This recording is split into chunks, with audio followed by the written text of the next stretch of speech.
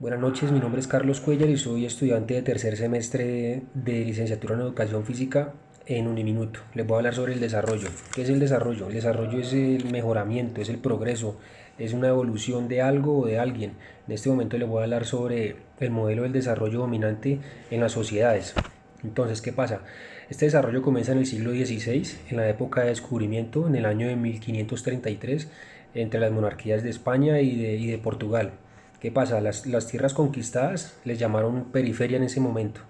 Esas periferias necesitaban trabajar y exportar materias primas, pero entonces, ¿qué pasaba? Que ellos necesitaban adquirir productos eh, del centro, de las ciudades. Entonces, ellos iban y compraban esos productos en las ciudades para poder trabajar, para poder exportar. Entonces, las ciudades iban creciendo, iban tomando más poder debido a esto. Entonces, ¿qué pasa? Con esto nace la civilización y al mismo tiempo un sentido como de vergüenza y racismo. ¿Qué pasa? En América Latina, las clases dominantes, las clases altas, los ricos, por decirlo así, a mediados del siglo XIX, para ellos los mestizos, los negros y los indios eran como razas inferiores, como atrasadas con respecto a ellos. Entonces, debido a esto, el capitalismo aumentó la brecha entre los países ricos y los países pobres. ¿Qué pasa? En el siglo XVIII la proporción de riqueza de los países ricos y los países pobres eran de 1 a 2. Esa era la brecha que había. Pero entonces a final del siglo XIX ya no era de 1 a 2, sino de 1 a 5. Ya para el siglo XX, a mediados del siglo XX, ya no era de 1 a 5, sino de 1 a 15. Y en 1980 ya era de 1 a 45. Entonces, entre más pasaba el tiempo, la brecha era más grande, los ricos más ricos y los pobres pues más pobres. Este desarrollo tiene un carácter temporal y acumulativo. ¿Qué pasa? En la política y en la economía se habla de países subdesarrollados o en vías de desarrollo, tratando de decir que están en camino a ser desarrollados, es decir, que es solo cuestión de tiempo para lograr estas metas o para superar estas etapas de subdesarrollo.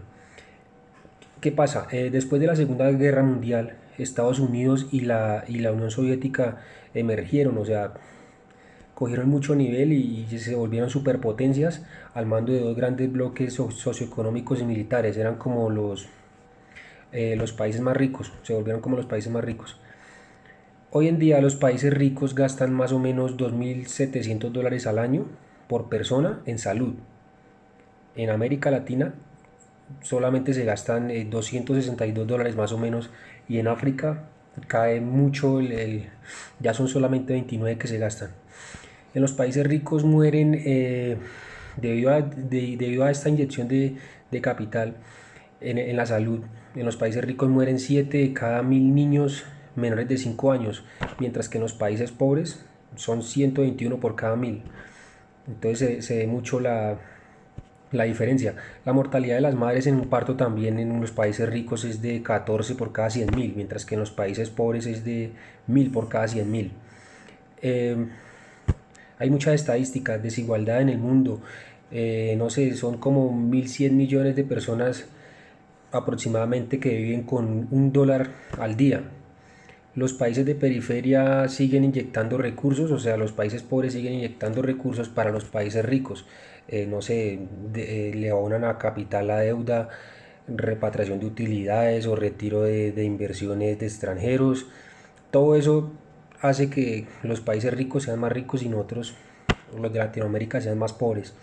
En pocas palabras o en conclusión, hay una nivelación descendente, y esto provoca un sentido de frustración, de desesperación, y empuja a mucha gente como a la migración de estos países. Entonces el subdesarrollo no es solo económico, sino también cultural, político y simplemente humano. Eh, para la reflexión de la señora Grillo, de la abuela Grillo, podemos ver que es como la dueña del agua, y, y que la están explotando el agua, están cobrando por el agua. Entonces, no sé, mi reflexión sería que el agua es gratis, el agua es para todos. El agua nosotros no tienen por qué cobrárnosla, y debemos cuidarla, porque hoy en día se están perdiendo muchos recursos naturales y el agua es esencial, y cuando nos haga falta, ¿de qué vamos a vivir? Gracias.